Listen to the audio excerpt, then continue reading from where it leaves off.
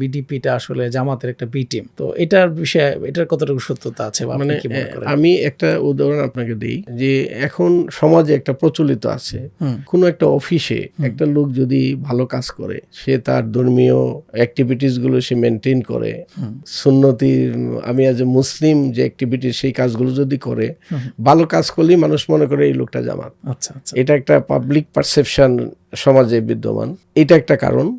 আরেকটা কারণ, আমার সাথে যারা কাজ করছেন, আসলে বাংলাদেশের অ্যাসপেক্টে আমরা যদি অ্যানালিসিস করি, একটা পরিষ্কার যে নৈতিকতা ভাবে বড় হয় সাধারণ অন্যান্য রাজনৈতিক দলের সাথে যারা ছাত্র রাজনীতি করে, তাদের সংখ্যাটা খুব কম। এবং একটা দলেই এখন জাতীয়ভাবে প্রতিষ্ঠিত, সার্টিফাইড বলা যায়, সেটা হলো ছাত্র শিবির।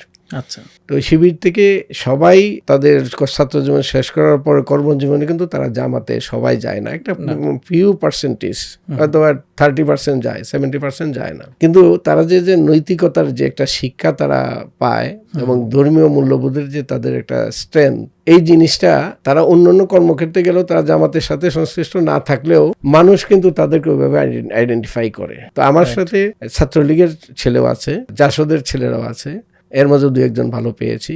তো অধিকাংশ শিবিরের লোক থাকায় সবারই একটা মানে পারসেপশন হয়েছে যে আমি জামাত বা জামাত আমাকে ব্যাক করছে। আসলে আমরা কিন্তু নিজের থেকে এভাবেই লোকগুলো খুঁজে বের করেছি। আচ্ছা, আর এখনো বাংলাদেশের যতগুলি নৈতিকতা নির্ভর দল আছে, সবগুলোরই প্রোডাক্ট কিন্তু একই জায়গা। তো এই হিসাবে আর মিডিয়া, তখন মিডিয়াটাও ছিল সবসময় ইসলাম বিরোধী শক্তিকে প্রোভাইড করা এবং ইসলামিক সমমনা লোকজন থেকে বিভিন্নভাবে ট্যাগ দিয়ে তাদেরকে একটু দূরে রাখা।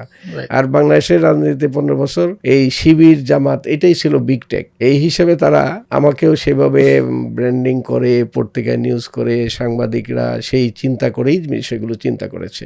তার মানে হচ্ছে বিভিন্ন ব্যাকগ্রাউন্ডের লোক আপনার এখানে আছে, কিন্তু জামাত শিবিরের লোকজনের সাথে আপনার একটু সংস্রব থাকার কারণে বা বেশি লোকজন ব্যাকগ্রাউন্ড থাকার কারণে আপনাকে এই হিসেবে আসলে ট্রিট করা হচ্ছে।